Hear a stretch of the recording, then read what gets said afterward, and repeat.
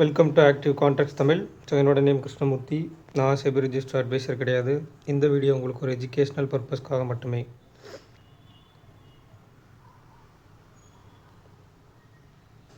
So ஒரு yesterday haiku மேலே market முடிச்சிருக்கிறாங்க. So இன்றைக்கி மார்க்கெட்டுக்கும் நேற்றுக்கு மார்க்கெட்டுக்கும் என்ன ஒரு டிஃப்ரென்ஷியேஷன் அப்படின்னா, நேற்றுக்கு மார்க்கெட்டுக்கு வந்து நம்மளுக்கு எஸ்டர்டே ஹை நியர்பை, ஓகேங்களா. அதாவது இந்த இடத்துல ஓப்பன் ஆன இடத்துல நியர்பை எஸ்டர்டே ஹை நம்மளுக்கு நேற்றுக்கு மார்க்கெட் அந்த இடத்துல தான் இருந்தது.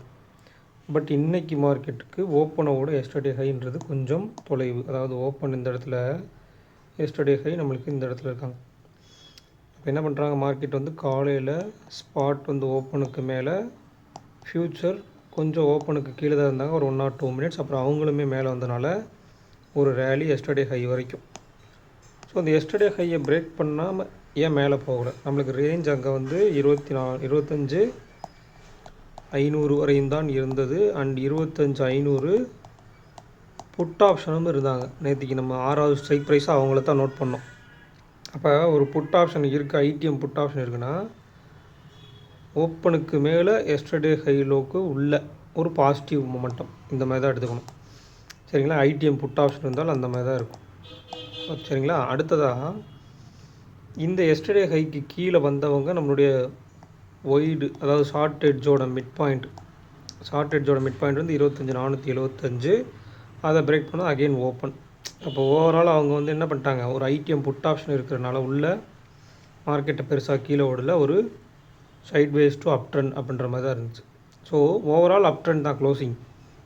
அப்போ இதில் நீங்கள் கவனிக்கணும், ஒரு NR4 அப்படின்ற ஒரு கான்செப்ட் இருக்குது. அதாவது நேரோ ரேஞ்ச் 4ன்னு சொல்லிட்டு, அதாவது 1, 2, 3 நேரோ ரேஞ்ச் 1, 2, 3ன்னு சொல்லுவாங்க.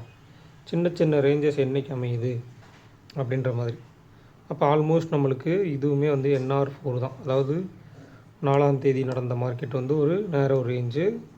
ஸோ 5ஆம் தேதி நடந்ததும் நேரோ ரேஞ்சு, இதுவும் நேரோ ரேஞ்சு தான். அப்போ 1, 2, 3 நாளைக்கு வந்து NR4, அதாவது NR4 ஆர் NR7ன்னு சொல்லுவாங்க. இது கணக்கு என்னென்னா, நேரோ ரேஞ்ச் வந்து 4 நாட்கள், 3 நாட்கள் நேரோ ரேஞ்ச் இருந்து 4வது நாட்கள் ஒரு ரேஞ்ச் எக்ஸ்டென்ஷன் இருக்கலாம். அப்படி இல்லைன்னா 7வது நாட்கள் இருக்கலாம். இது வந்து ஊர்ஜிதம் இல்லாதது. கிட்டத்தட்ட ஒரு 60-40% வந்து இது ஒர்க் ஆகும். 60-40% வந்து அது ஒர்க் ஆகும். அதை நம்ம எப்படி ஆக்டிவ் கான்ட்ராக்ட்ஸ் மூலிமா கண்டுபிடிக்கிறது அப்படின்றத பார்க்கணும். ஸோ அப்போ இந்த இடத்துல வந்து ஒரு ஐடிஎம் கால் ஆப்ஷன் இருக்குது, நீங்கள் கரெக்டாக பார்த்தீங்கன்னா. பட் அந்த ஐடிஎம் கால் ஆப்ஷன், ஒரு ஐடிஎம் கால் ஆப்ஷனுக்கு லோவுக்கு மேலே முடிச்சுக்கிறாங்க, இன்னொரு ஐடிஎம் கால் ஆப்ஷனுக்கு லோவுக்கு கீழே முடிச்சுக்கிறாங்க, சரிங்களா. அப்போ இந்த இடத்துல வால்யூம் ப்ளஸ் வேல்யூ இருந்தாலும் நல்லா கவனிக்கணும். இந்த மாதிரி டேபிள்ஸ்லாம் எப்படி அமையுது, நாம் ஏன் அப்படி எடுக்கிறோன்னு சொல்லி. ஓவரால் வால்யூம் வைஸ் இங்கே கொடுத்துட்டாங்க, சரிங்களா. அந்த வால்யூமுக்கு ஈக்குவலண்ட்டாக ஓரளவுக்கு வேல்யூ அதிகமாக இருக்கிறதுலாம் நம்மளுக்கு கொடுத்துட்டாங்க. அதை பேஸ் பண்ணி தான் நம்ம எடுப்போம். இதில் 25,400ன்ற ஒரு ஸ்ட்ரைக் ப்ரைஸ் இருக்குது. 600 விட அவங்கள்ட்ட வால்யூமும் அதிகம், வேல்யூவும் அதிகம். பட் ஆனால் அவங்களுடைய இந்த லோவுக்கு மேலே மார்க்கெட் க்ளோஸ் வச்சுருக்கு. 25,518 அப்படின்ற ஒரு லெவலுக்கு மேலே 25,522க்கு மேலே க்ளோஸ் வச்சுருக்காங்க. ஸோ இதை கன்சிடர் பண்ணலாமா பண்ணக்கூடாதா அப்படின்றதான் மொதல் பாயிண்ட். அப்போ நாளைக்கு இந்த லோவுக்கு மேலே க்ளோஸ் வச்சுட்டு திருப்பி இந்த லோவுக்கு, அதாவது இன்றைக்கி க்ளோஸ் வச்சுருக்காங்க, நாளைக்கு இந்த க்ளோஸுக்கு கீழே வந்தால் என்ன நடக்குது, வரலன்ற பட்சத்தில் என்ன நடக்குதுன்றதை ஃபர்தராக நீங்கள் அனலைஸ் பண்ணிங்கன்னா தான் புரியும். அப்போ ஒரு நேற்றுக்கு ஒரு ஐடிஎம் புட் ஆப்ஷன் இருந்ததுக்கு ஐடிஎம் புட் ஆப்ஷனுக்கு மேலே முடிச்சாச்சு. இன்றைக்கி நம்மளுக்கு ஐடிஎம் புட் ஆப்ஷன் அந்த 25,500 தான் ஸ்ட்ராடல். அப்போ மார்க்கெட் முடிஞ்சிருக்க இடம் 500 அப்படின்னு எடுத்தால் கூட 500 to 600 அப்படின்றத ரேஞ்ச் அமையும். அதாவது 500 புட்டு 600 கால். அப்போ 25,550 அப்படின்றது ஷார்ட் எட்ஜோட மிட் பாயிண்ட்.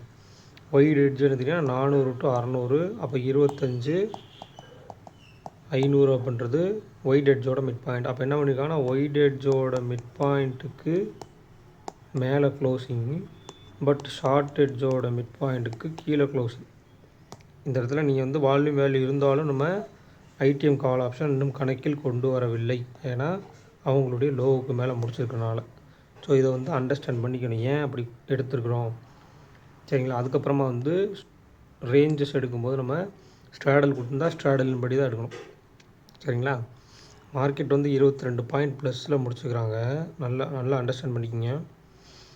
கால் ஆப்ஷனுடைய லோவும் புட் ஆப்ஷனுடைய லோவும் நியர்பை தான். பட் கால் ஆப்ஷன் வெறும் 22 பாயிண்ட் ப்ளஸில் முடிச்சிருந்தாலும் என்ன பண்ணியிருக்காங்க, அங்கே 109 நிற்கிறாங்க. பட் புட் ஆப்ஷனோட கரைதல் பார்த்துங்க 68 பாயிண்ட் 70 பாயிண்ட். சரிங்களா. ஆல்மோஸ்ட் 70 பாயிண்ட் வச்சுக்கோங்க. அப்போ இந்த ஸ்ட்ரைக் ப்ரைஸை விட ஒரு 22 பாயிண்ட் மேலே முடிச்சதுக்கு இங்கே என்ன பண்ணியிருக்காங்க, கால் ஆப்ஷன் சைடில் 70 பாயிண்ட்னாலும் கிட்டத்தட்ட 39 பாயிண்ட் கொடுத்துருக்காங்க. அப்போ கால் சைடு என்ன இருக்குது அப்படின்னா டைம் வேல்யூ இருக்குது. புரிஞ்சுதா உங்களுக்கு? So call side time value இருக்குது. அதே மாதிரி இந்த 25,450 அப்படின்ற கால் ஆப்ஷன் அவங்களுடைய லோ 90. அப்போ 25,540ன்ற லெவலுக்கு கீழே முடிச்சுக்கிறாங்க. ஒரு ஐடிஎம் காலுடைய லோவுக்கு மேலேயும் இன்னொரு ஐடிஎம் காலுடைய லோவுக்கு கீழேயும் முடிச்சுக்கிறாங்க. அப்போ இந்த இடத்துல மார்க்கெட்டில் வந்து ஒரு ரெசிஸ்டன்ஸ் அப்படின்னு எடுத்துக்கிட்டிங்கன்னா எஸ்டர்டே உடைய ஹை தான் ரெசிஸ்டன்ஸ். அதாவது இன்றைக்கி ஹை தான் நாளைக்கு எஸ்டர்டே ஹை. அப்போ இன்றைக்கி ஹை தான் நாளைக்கு ரெசிஸ்டன்ஸாக செயல்படும். ஸோ கொஞ்சம் கேர்ஃபுல்லாக இருக்கணும். ரெண்டாவது, நம்மளுக்கு இங்கே 450ன்ற ஒரு ஸ்ட்ராடல் இருக்குது, அதே மாதிரி 500ன்ற ஒரு ஸ்ட்ராடல் இருக்குது. அப்போ நாளைக்கு ஏதோ ஒரு ஸ்ட்ராடலுக்கு உட்பட்டு தான் மார்க்கெட் என்ன ஆக போகுது, ரன் ஆக போகிறாங்க. அதில் எந்த ஸ்ட்ராடல் அப்படின்றது தான் முக்கியமான விஷயம். ஸோ அப்போ நாளைக்கு மார்க்கெட் வந்து ஓப்பனுக்கு கீழே வரக்கூடாது அண்ட் கால் ஆப்ஷன் அவங்களுடைய ப்ரீவியஸ் க்ளோஸ்க்கு கீழே வரக்கூடாது. இவ்வளோதான் விஷயம். அப்போ இந்த ரேஞ்ச் எக்ஸ்டென்ஷன் எங்கே நடக்கும்னா இவங்க எல்லாம் எஸ்டர்டே ஹைக்கு அண்ட் ஓப்பனுக்கும் மேலே நின்று அண்ட் ப்ரீவியஸ் க்ளோஸ்க்கும் மேலே நின்று கால் ஆப்ஷனும் ப்ரீவியஸ் க்ளோஸ்க்கும் மேலே நின்னால்தான் கிடைக்கும். ஸோ நம்ம நிறைய பேர் நேற்றுக்கு கூட நம்ம கேட்டிருந்தப்போ அந்த மீட்டிங் பாயிண்ட் கான்ட்ரவர்சி போகுது. மீட்டிங் பாயிண்ட்னால் என்ன, அது ஏடிஎம் மீட்டிங் பாயிண்ட்டை ஏன் பார்க்கணும் நான் பார்க்க வேணான்னு சொல்லவே கிடையாது. அதை நீங்கள் பார்த்து ஒரு கன்ஃபர்மேஷன் எடுத்து அதை பேஸ் பண்ணி தான் மார்க்கெட் ரன் ஆகுது அப்படின்னு எடுத்துக்காதீங்க. அதாவது ப்ரீமியத்தின் அடிப்படையில் மார்க்கெட் ரன் ஆகலை, மார்க்கெட்டின் அடிப்படையில் தான் ப்ரீமியம் ரன் ஆகுது. நல்லா புரிஞ்சுக்குங்க. ப்ரீமியத்தின் அடிப்படையில் மார்க்கெட் ரன் ஆச்சுன்னா அங்கே உங்களுக்கு 50 ஸ்டாக்கும் கொடுக்க மாட்டாங்க, நிஃப்டி 50 இண்டெக்ஸஸும் இருக்காது. அதாவது என்ன சொல்கிறது, ஸ்டாக்ஸ் எல்லாம் எதுவுமே இருக்காது. டைரெக்டாக ஸ்டாக்ஸ்லாம் தூக்கி போட்டு இங்கே ப்ரீமியத்தில் விளாடணும். இங்கே மார்க்கெட் என்ன மூவ்மெண்ட் இருக்கோ அதை பொறுத்து தான் ப்ரீமியம் இருக்கும். சரிங்களா. ஒரு நிஃப்டி எந்தளவுக்கு மூவ் ஆகுதோ அதுக்கு ஏற்றால் போல் தான் ப்ரீமியம் இருக்கும். ப்ரீமியத்தின் மூவ்மெண்ட்டை கொண்டு போய் நிஃப்டியில் வைக்க முடியாது.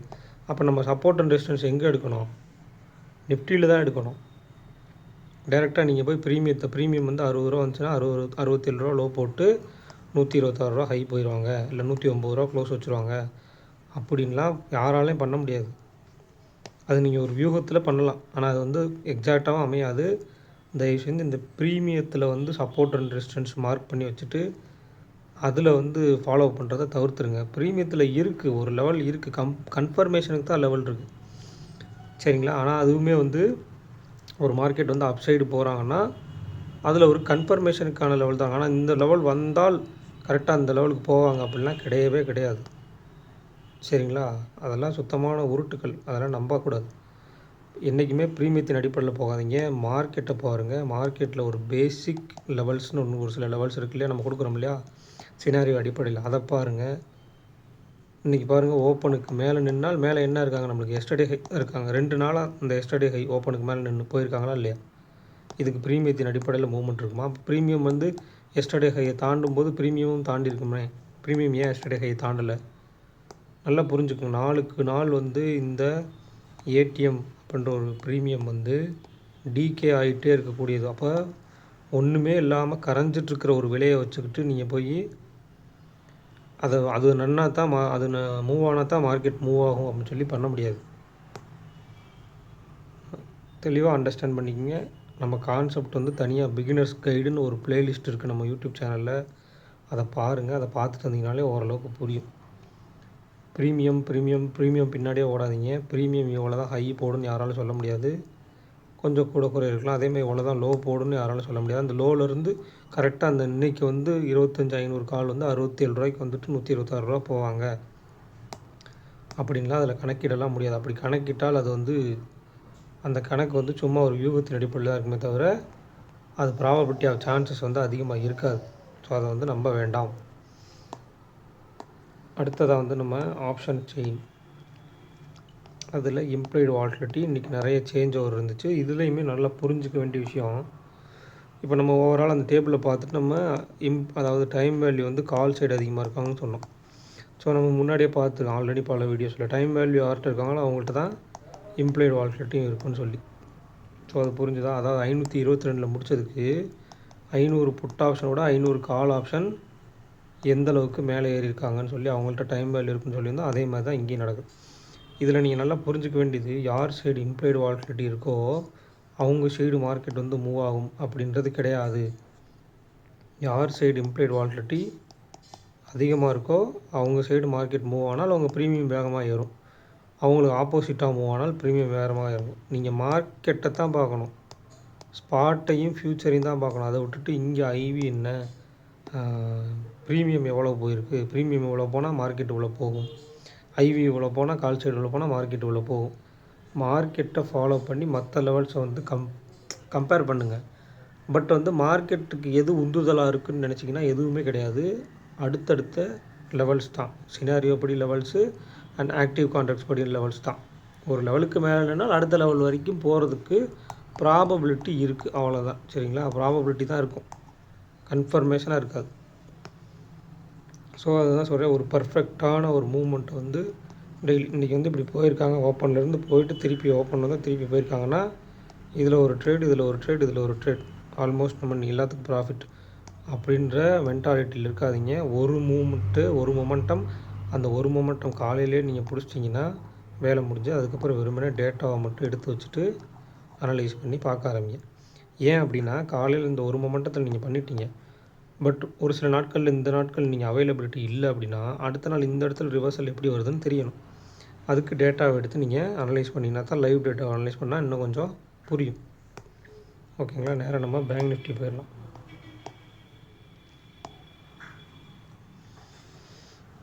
ஸோ பேங்க் நிஃப்டி ஒரு சின்ன அப் ட்ரெண்ட் தான், 57,256 முடிச்சிருக்காங்க. அப்போயும் நம்மளுக்கு 57,000 call option and put option இருக்குது.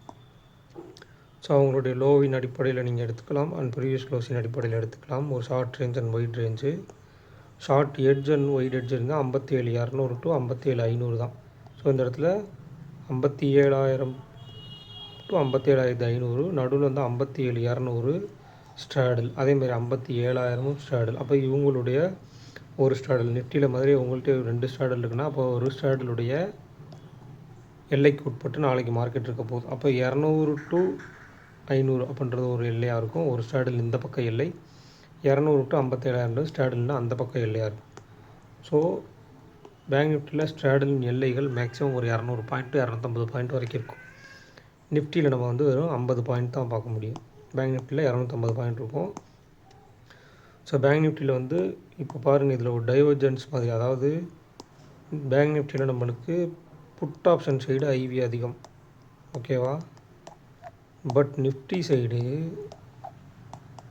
கால் ஆப்ஷன் சைடு ஐவி அதிகம். ஸோ இந்த முரண்பாடு உங்களுக்கு தெரியுதா? இதுதான் இண்டெக்ஸோட கான்ட்ரடிக்ஷன் சொல்லுவாங்க.